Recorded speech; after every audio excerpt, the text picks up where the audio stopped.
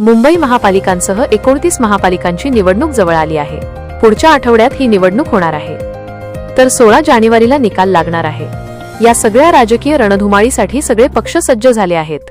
ठाण्यात आपलं ठाणे आपले देवाभाऊ हा कार्यक्रम आयोजित करण्यात आला होता।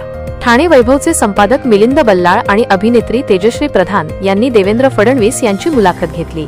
त्या मुलाखतीत त्यांनी विविध प्रश्नांना उत्तरं दिली।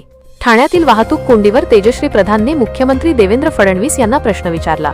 त्यावर फडणवीस म्हणाले, MMR क्षेत्रात वाहतुकीचा प्रश्न आहे, तो सुटला पाहिजे। जुन्या सरकारच्या काळात 11 किलोमीटर मेट्रो होती, आपण आता 415 किलोमीटर मेट्रोला मान्यता दिली। त्यापैकी 50 किलोमीटर टप्प्यात काम करत आहे। रिंग मेट्रो देखील ठाण्यात होत आहे। सबर्बन रेल्वेत अनेक जण लटकून कसरत करत प्रवास करतात, मात्र आता सर्व डबे वातानुकूलित आणि बंद असणार आहेत। आपण ठाण्याला मुंबईकडे कल्याण भिवंडीकडे कनेक्टिव्हिटी दिली आहे। त्यासोबतच 3, 4, 5 मेट्रो ठाण्याशी कनेक्ट केलेले आहेत।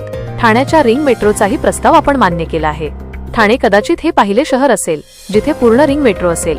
फक्त मेट्रो करूनच आपण थांबलेलो नाहीत, आपण मेट्रो आणली आहे।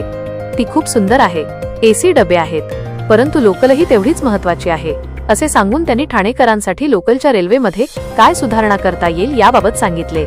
ठाणे रिंग मेट्रो प्रथम सुरू होणार की बुलेट ट्रेन, या प्रश्नावर बोलताना मुख्यमंत्री देवेंद्र फडणवीस म्हणाले की दोन्ही प्रकल्प जवळपास एकाच वेळी सुरू होतील, कारण दोन्ही प्रकल्पांमध्ये स्पर्धा सुरू आहे। बुलेट ट्रेन आधी येऊन गेली असती, पण मध्यंतरीच्या काळात आमच्या उद्धवजींना बुलेट ट्रेनचा राग आला, त्यांनी त्याला स्थगिती देऊन टाकली। यामुळे सगळी कामे थांबली। गुजरात साईडला काम चाललं होतं, महाराष्ट्राच्या बाजूला बंद होतं। शेवटी ईश्वराच्या मनात असतं ते होतं, त्यामुळे पुन्हा आमचं सरकार आलं आणि अत्यंत वेगाने ते काम सुरू आहे। 2028 मध्ये कदाचित आपल्याला बुलेट ट्रेन पाहण्यास मिळेल, असं देवेंद्र फडणवीस यांनी म्हटलं आहे।